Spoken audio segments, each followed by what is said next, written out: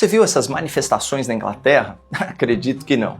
E se essas imagens chegaram até você, é provável que elas tenham vindo pelas lentes distorcidas da grande mídia, que rotulou a maior marcha da história britânica como um ato hostil da extrema-direita com viés xenófobo. Claro que isso não passa de uma narrativa. E você precisa entender o que está acontecendo do outro lado do Atlântico, porque essa reação do povo inglês ao sistema e à classe política tem muito mais em comum com a situação brasileira do que você imagina. Nesse final de semana, Londres foi palco de dois protestos antagônicos. De um lado, uma marcha nacionalista conservadora, crítica à imigração em massa, à radicalização islâmica e à discriminação contra os ingleses pelo seu próprio governo.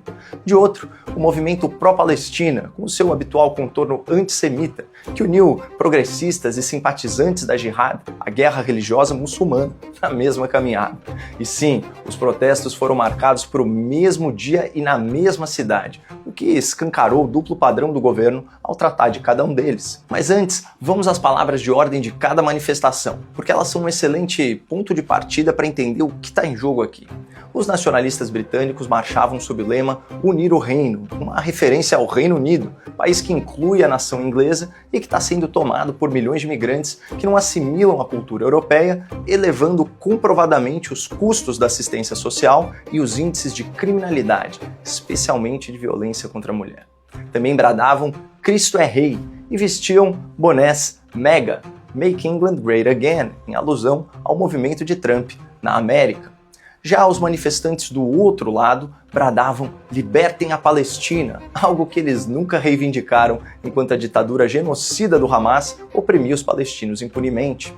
Também gritavam o slogan do rio ao mar, a Palestina será livre, uma forma velada de defender a extinção de Israel, já que o Estado judeu habita uma pequena faixa de terra entre o Rio Jordão e o Mar Mediterrâneo. Manifestantes mais explícitos pediam o desarmamento de Israel, a morte das suas forças de defesa e, claro, a globalização da intifada, a ação violenta contra judeus que historicamente inclui a prática de atentados à bomba e ataques suicidas. Resumindo, de um lado temos uma manifestação conservadora, cristã e patriota, defendendo valores ocidentais e interesses nacionais, levantando as bandeiras inglesa e britânica. De outro, uma manifestação progressista, antissemita e globalista, defendendo o radicalismo islâmico e interesses estrangeiros, levantando a bandeira da Palestina e símbolos do Hamas. Qual dessas manifestações você acha que o governo inglês do Partido Trabalhista de esquerda tratou como uma ameaça existencial à democracia e à segurança nacional? Pois é, na véspera dos eventos, o primeiro-ministro trabalhista Keir Starmer publicou um vídeo em que dizia ser necessário enfrentar a marcha nacionalista e se referiu aos organizadores como marginais e racistas que disseminavam divisão e ódio. E vejam só o que mais ele disse. My government will not stand in the way of peaceful protest, but we will act decisively against hatred. We will use the full force of the law when that hatred manifests as violence. And we will ban those coming into the UK who seek to stir it up, as we have done already. Uma dessas agitadoras impedidas de entrar no Reino Unido já é conhecida da audiência do Boletim Coppola.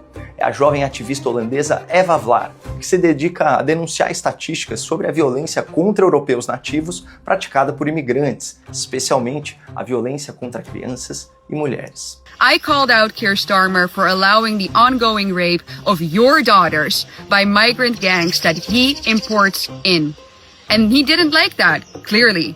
That's why he banned me. Então percebam o nível de censura vigente no Reino Unido sob o governo de esquerda do Partido Trabalhista, uma gestão marcada por vigilância digital, regulação das redes e perseguição judicial a crime de opinião.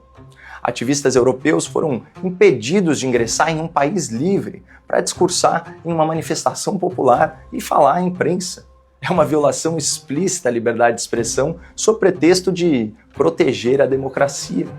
É exatamente a mesma justificativa que a esquerda brasileira e os seus aliados nos altos tribunais emprega para censurar o debate público e para perseguir críticos judicialmente, a ponto de condenar opositores políticos com mais rigor do que o reservado para criminosos faccionados, traficantes, assaltantes, estupradores. Enquanto isso, no Reino Unido, a cultura inglesa e a religião cristã vão sendo diluídas pela imigração em massa, uma agenda das elites governantes, não do cidadão comum que tomou as ruas em protesto. O rei Charles, que também é chefe da igreja anglicana, cristã, protestante, ficou em silêncio na Páscoa, mas fez questão de se manifestar no Ramadã. Nas escolas, as crianças inglesas aprendem mais sobre o Islã do que sobre o cristianismo. Nas metrópoles, há bairros que já vivem sob a influência da lei islâmica da Sharia e são patrulhados por uma polícia de costumes.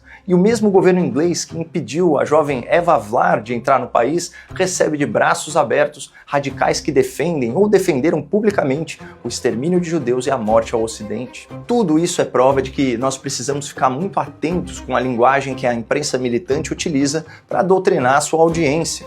A manifestação que defende os valores ocidentais é chamada de extremismo de direita. Já a manifestação que pede a eliminação de um país democrático é chamada de ativismo progressista. Então, sejamos vigilantes. E para fechar, vale a pena conferir um dos pontos altos do protesto que o governo inglês se esforçou tanto para censurar.